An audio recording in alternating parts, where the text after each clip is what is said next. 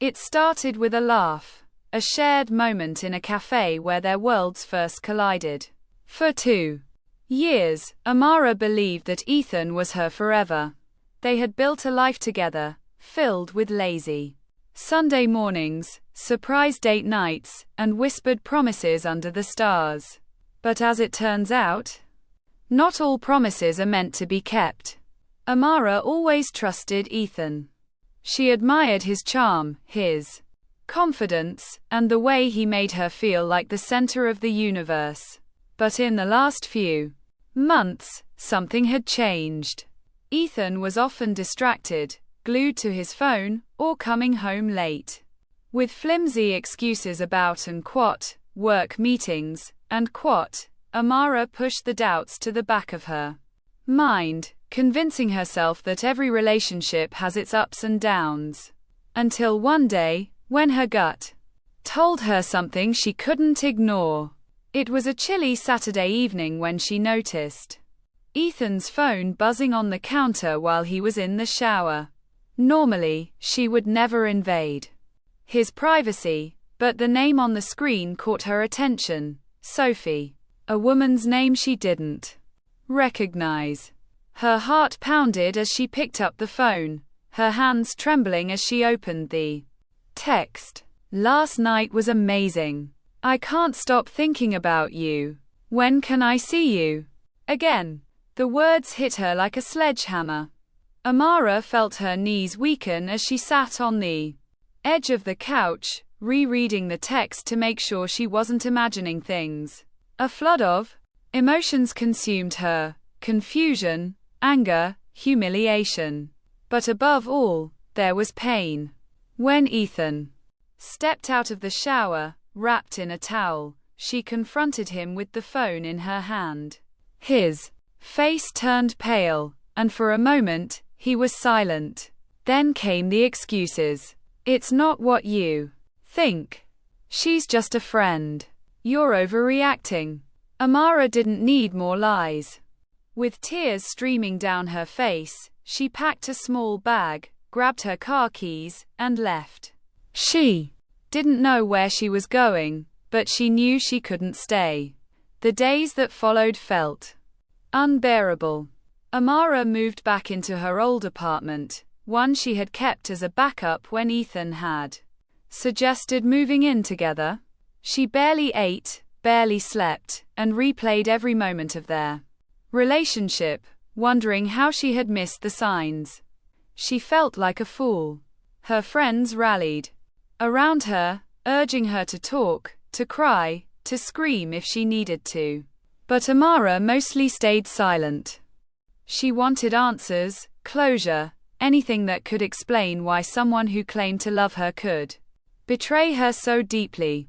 Ethan tried calling her, texting her, even showing up at her door, but she refused to see him.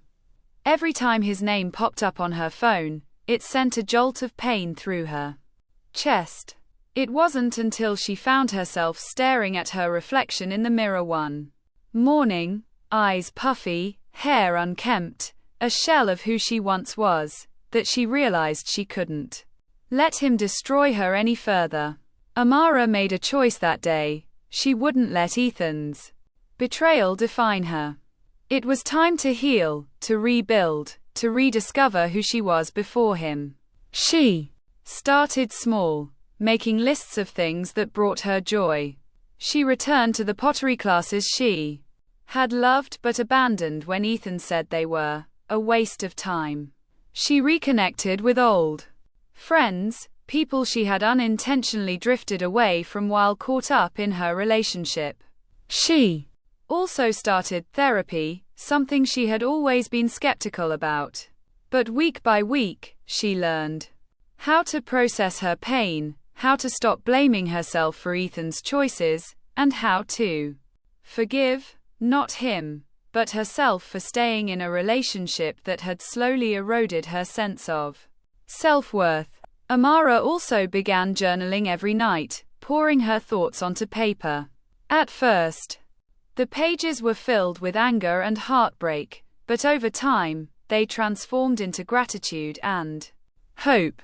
She started writing down her dreams, her goals, and the kind of life she wanted to build for herself. 6 months later, Amara was unrecognizable.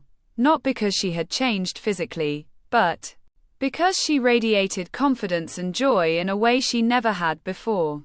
Her pottery was selling at local markets, she had been promoted at work, and she had planned a solo trip to Italy. A dream she had postponed for years. It was at one of her pottery markets that she saw him. Ethan.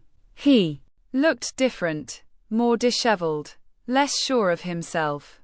He approached her booth, his eyes wide, with what she could only describe as regret.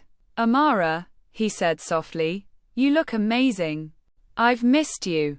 She felt a pang of something, pity, maybe, but not love. That part of her had healed. She smiled politely, her heart steady, and replied, "I hope you're doing well, Ethan. But I'm doing even better without you." Walking away from Ethan that day felt like closing the final chapter of a book she had outgrown.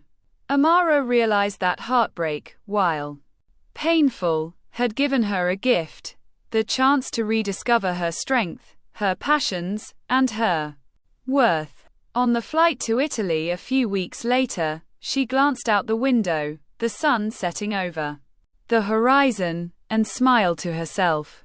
She was free, not just from Ethan, but from the weight of a love that wasn't real. Amara had rebuilt herself piece by piece, and this time, she was whole. Please like and subscribe.